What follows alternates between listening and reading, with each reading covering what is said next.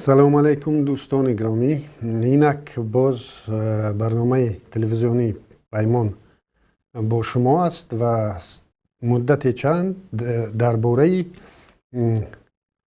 شکرانه ملت و غمخوری رحمانوف نسبت این ملت صحبت خواهیم کرد. اول از مفهوم ها شروع کنیم. من همیشه رحمانوف میگویم و بعضی سوالو پیدا شدن که چرا من همین خیلی میگویم. یکم اون که من پرزیدنت گفتن نمیتوانم چون مرتکب جنایت وزنین میشوم، یعنی شریک غصب حاکمیت دولتی که این نفری است که غاصب حاکمیت کنستیتوسیونی در تاجیکستان است و من نمیخواهم شریک این جنایت باشم. چرا رحمان نمیگویم؟ چون زبانم نمیگردد که این نام الله است و نسبت چنین آدم رحمان گفتن من نمیتوانم. از همین خاطر عادت باید کنیم که من رحمانوف میگویم. و غمخوری رحمانوف و شکرانه ملت. طی چند سال اخیر همین رحمانوف با اویلش سر به بالین نهاده، هر بیگه سر به بالین نهاده، سهر در فکر اون فرو میرند که از کجا باز چخیل باز از مردم پول کندن.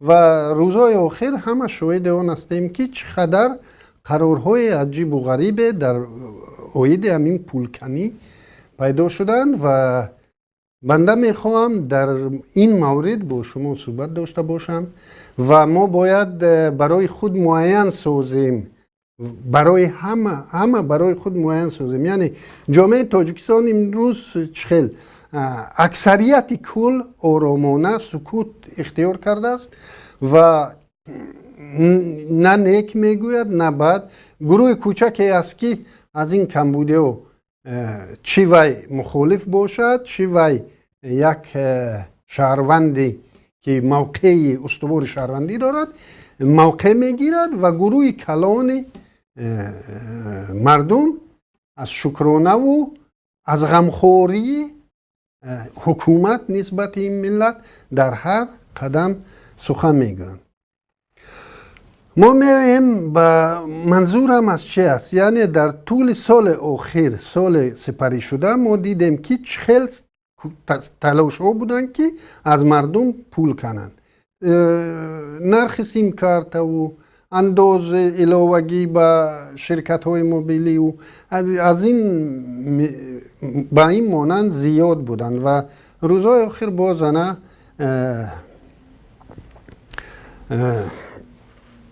نرخ چیپته هواپیما به سمت مسکو با مراتب از 4000 بالا رفت و به همین مانند زیاد هستند. من حاضر میخواهم در بعض موردها از شروع کنیم از شناسنامه خارجی که مردم را مجبور ساختند این شناسنامه ها را خریداری کند که این شناسنامه ها بیزنسی شخصی دختر رحمانوف است. خب بینید چند پیش یک جوان در روسیه یک بیزنسش را پیش برد و یک محصولات را استحصال کرد، یعنی همون چیز راه رو که پلیت میزنند همون را استحصال کرد و سوداگر خریدار میکوبد و من به او گفتم که این هنر نیست که تو همینا را استحصال کردی، هنر آن است که بازار پیدا کنی. یعنی این همه استحصال میکنن، هنر آن است که تو بازار پیدا کنی و در تاجیکستان همین هنر را فقط عائله رحمانوف دارد. یعنی بازار برای تمام ایده که دارم برای اون بازار پیدا میکنن. این از کجا منشأ میگیرد؟ پاسپورت داخلی چند بار عوض شد. خب او پاسپورت، او شناسنامه داخلی مخصوصا به دولت در کار است. اساساً به شهروند اونقدر لازم هم نیست. اگر به دولت او در کار نباشد به من او اصلا در کار نیست و به دولت که در کار باشد او دولت باید اون را رایگان دهد. به شما نشون میتیم انا دو حجت که برای یک شهروند تاجیکستان ریسپوبلیکای پولند یا لهستان رایگان داده است بجز صورت دیگر من به یگان تیم برای همین دو حجت ندادم و همین نمود حجت رو بار چهارم میگیرم که همش رایگان است. خب و هیچ کس و این حجت حقوقهای رو میدهد که چنین حقوقها رو شهروند تاجیکستان در داخل تاجیکستان ندارد. یعنی هر آدمی که صاحب همین شناسنامه است از خیلی حقوقهای زیادی برخوردار است. این هم شناسنامه خیلی شکل پیشتره تاجیکی که $100 قیمت دارد ولی ارزشش در دنیا هیچ است و در کدام نقطه عالم نباشیم این شناسنامه به ما هیچ چیز نمیدهد.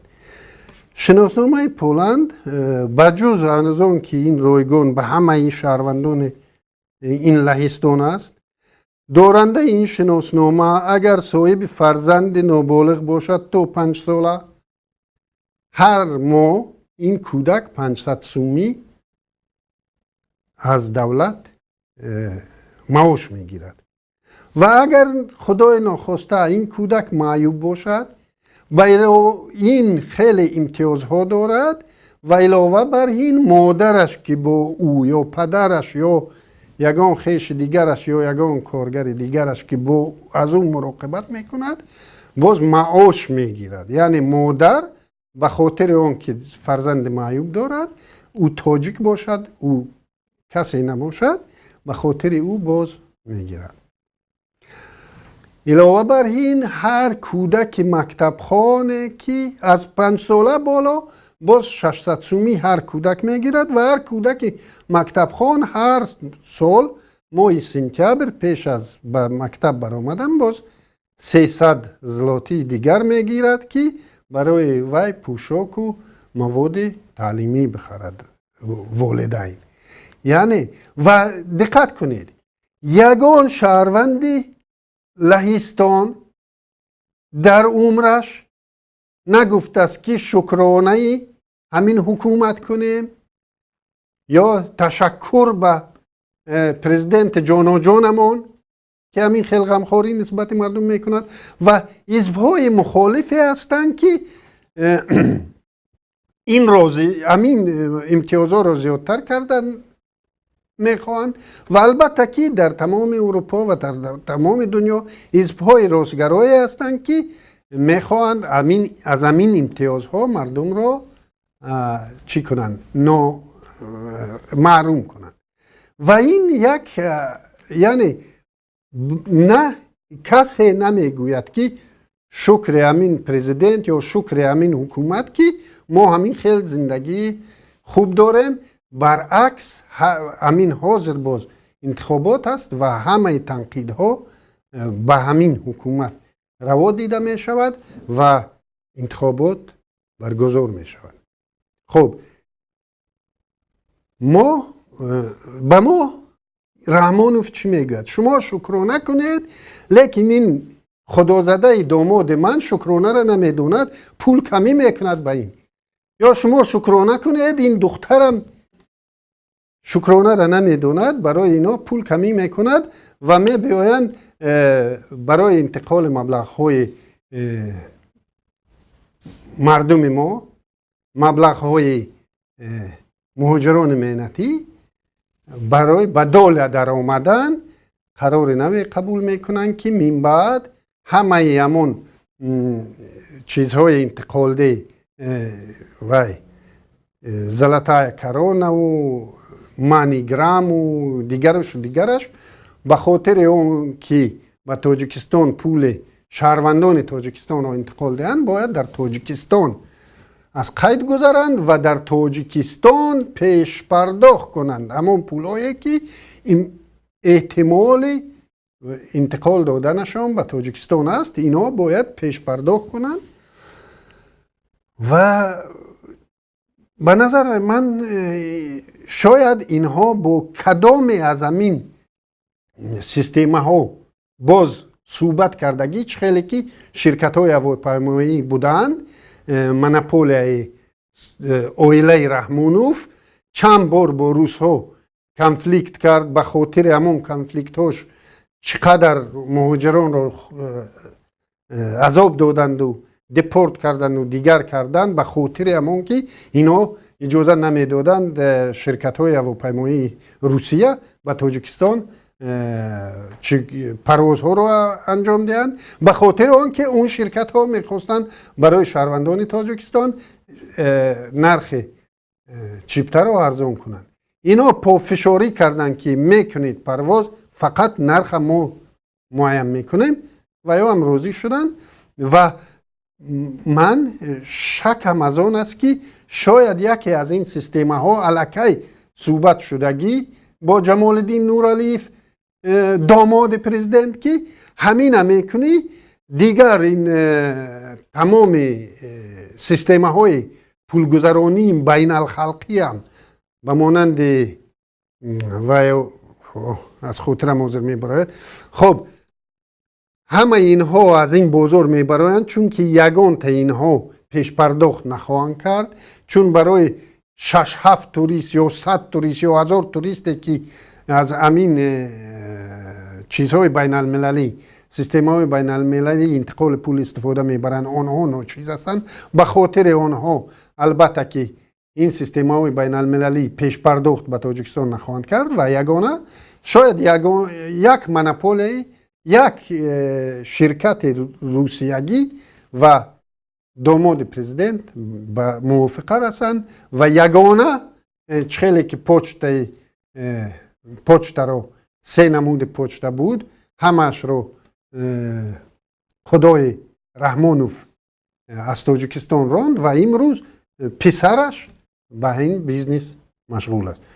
خب بینید این نسبتی همه اون چیزی که شما امروز آن را غمخوری حکومت تاجیکستان شخص رحمانوف نسبت شهروندان خود قلمداد میکند و رحمانوف در هر جلسه از 92 شروع کرده تا به همین روز حتما در برآمدش شکرانه کنید که شما من بر این پرزیدنت دارید گفته ایستاده است.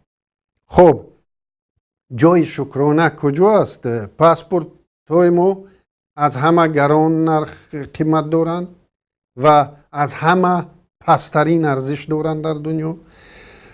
شهروند قرقیزستان آزادانه ویزای تمام دنیا را میگیرد. شهروند تاجیکستان جزئی ترین کوچکترین دولت اروپا باشد یا دیگر دولت برای دادن ویزا به تاجیک بسیار این تاجیک باید تمامی اثبات کند که من در همون یک دولت رومینیا استودنی نیستم که رومینیا خودش مردمش قریب کی قشاق است، لیکن همون رومینیا باور ندارد به شهروند تاجیک که تو میروی و باز میگردی. یعنی این نشانگر اون است که همین شناسنامه‌ای که به ما میفروشد آزاده رحمان و ما رو مجبور کردند، خودشون میدونستند که این غیر امکان است در همین مولت همین پاسپورت رو عوض کردن، لیکن فشار آوردن، شانتاژ کردن مردم. شانتاژ این کاری که تروریستا میکنن، شانتاژ کردن مردم اگر شما نخرید پاسپورت را در از تماس با دنیا کنده می شوید، از تماس با فرزندانتون کنده می شوید. مردم بیچاره دوید و چقدر روزهای دراز در نوبت رو می پوید، کیلومترها می اومد می رفت، باز می اومد می رفت، به خاطر آن که همین خیلی یک پاسپورتی که او به یگان کار نمی آید همون رو بخرد و امروز شاید پگه باز اون رو عوض کنن. و واقعا بگذار تاجیکستان یک دولت بورانی باشد و قدرت همین خلوجت با پول بودجه چیز نداشته باشد. خب قبول میکنن. اما یکم پاسپورتی که یکم شناسنامه‌ای که شما برای ما فروختید و با حیب شما او در آن اشتباه شد و او را عوض کردید، این دویمش را شما موظف هستید که رایگان به ما دهید. با علاوه بر این باید شما به ما جبران میکردید اون سرگردانی که به خاطر این شد و آن را برداشتید دیگرش کردید. اگر شما گویید که این کاغذ پول میستد و این کردنش آماده کردنش پول میستد، بگذار همون پول دادیم یک بار، 2 بار، 3 بار، 4 بار و این هم آخر نیست و این همش بیزنس، یعنی بازار را پیدا میکنند. اول بازار را فکر میکنند خیلی، یعنی ماشینایی که وای چنبرشون از طرف راست است، اونا را به تاجیکستان وارد کردن ممکن و در تاجیکستان گشتن ممکن نیست. بعد میاد دختر پرزیدنت کارخانه میکند که این چنبرک ها رو از اینجا میکنن، اینجا میمونن و با این پول میکنند. یعنی اینا برای هر حرکت خود او 8-9 طلباتی که کارمندان بازرسی دولتی اتومبیلی نسبت راننده او میکنند، این هم بیزنس خیش و تبار همین نفر است و ما باید شکرانه کنیم، چون اینها چی قدری که سومشون زیاد شود اما اون قدر کمتر از شکرانه کار میگیرن. خب بیایم به فرم یگانه، این هم بیزنس شد. خب همه همین حرکت ها و ما میاییم و همیشه میگیم که شما شکرانه نمیکنید، شما فقط کمبودی میبینید، شما بیبودی را نمیبینید. خودتون قضاوت کنید. یک افیر دیگری که رحمانوف این چقدر افیر او بود، فرض کردیم سهمیه های روغون، امروز باز کسی اونا را از مردم با نرخ نوچیز خریده ایستاده است. مردمی که اکنون یگان اعتماد به یگان چیز نمانده است باز شکرانه میکند که همون پول بوده، همون وقت دادگیش که او چند مراتبه از همین روزنگی قرب بلندتر است، شکرانه باز میکنیم که اقلا همون پول به ما برگردانده تیم. و در همین راستا بسیار تشبس های دیگری نجیبانه همین رحمانوف را همه در خاطر داریم. من امروز در این برنامه یکی از همین اقدام های نجیبانه همین رحمانوف را به خاطرتان میارم. برای من شخصا یگانه اقدامی که خیلی قابل قبول بود این محض همین اقدام بود، ولی اون شیوهی که اون انگیزه‌ای که اینا به این اقدام دست زدن از ابتدا معلوم بود. یعنی باز دختر رحمانوف، دختر دیگرش یا دامادش یک بیزنس خوبی را فکر کرد و اونو در یک چی دارن، یک چی میگن در بازار یک وقتا به روسی گلاشاتای میگفتن و به تاجیکی چی میشود، یعنی شخصی که مردم دعوت میکند برای خریدن. اینا همون خیلی رحمانوف برای اویلش یک گلاشاتای شده است، یعنی دعوت میکند به بازار مردم را که یک چیز جالب دارم. و این داماد یا دختر یک چی فکر بیزنس به سرش زد که لامپوچکه های کم مصرف بهترین ایده.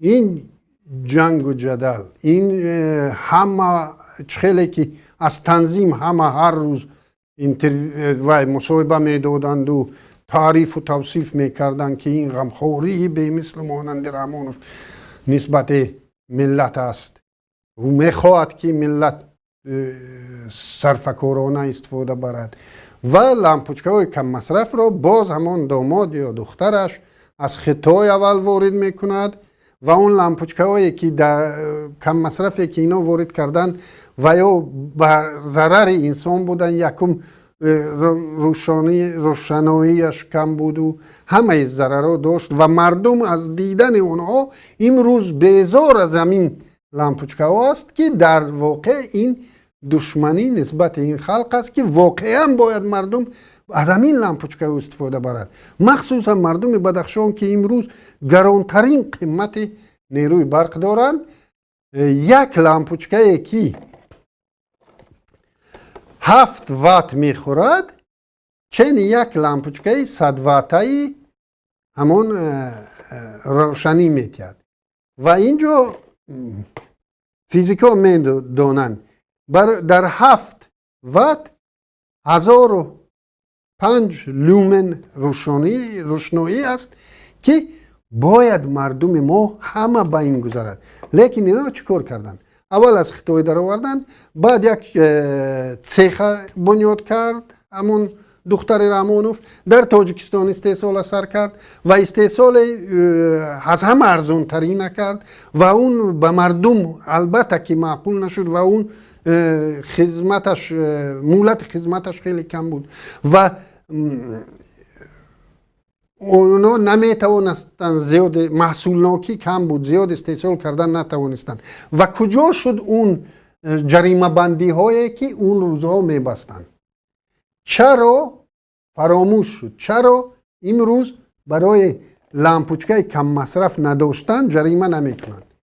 چون نتوانستن همون بیزنسی که کردن، یکم درآمدش خوب نبود چون برای استحصال کردن او قیمت میغلطی و دویم یعنی فرق بین خراجات و درآمد خیلی پست بود و این از این موضوع از بین رفت و یگان کس امروز در خاطر ندارد.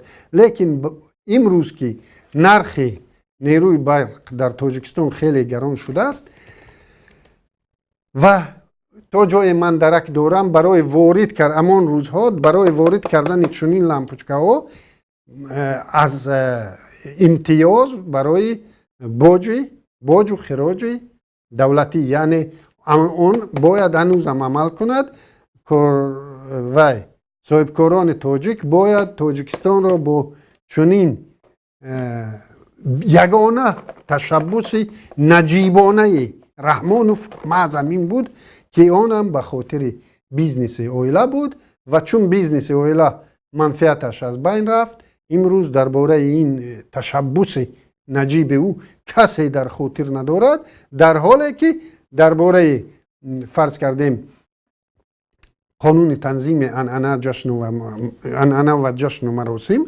هنوزم جریمه هست، جاری است و هنوزم. چرا؟ چون که همون متصدیانی که امروز در این ساحه کار میکنن درآمد خوب دارن از این جریمه بندی ها. حاضر رحمانوف نخواهدم این چیز قانون تنظیم عمل میکند چون اون پروکورورها و تنظیم و دیگر ساختارها از این درآمد خوب میگیرن و باید همه همین خوب درک کنیم، همه اون تشبس های نجیبانه و من مطمئنم که خب تحلیلگران ما یک دو روز دیگر تحلیل میکنیم، شاید همین قانون تنظیم عنعنه و جشن و مراسم هم با یک واسطه برای بیزنس بود، این هم یک تحلیل کردن در کار و روزهای نزدیک در این موضوع در موضوع فریب های رحمانوف، در موضوع غمخوری های رحمانوف، در موضوع شکرانه های ملت ما برنامه های دیگری رو پیاده میکنیم و با آمادگی یعنی اقتصاددان ها برای ما حجت‌های ضررهای همه همین اقدامات نجیبانه با اقتصادیات کشور را حساب میکنند پیش ما میگذارند و ما باز به این صحبت روزهای نزدیک برمیگردیم.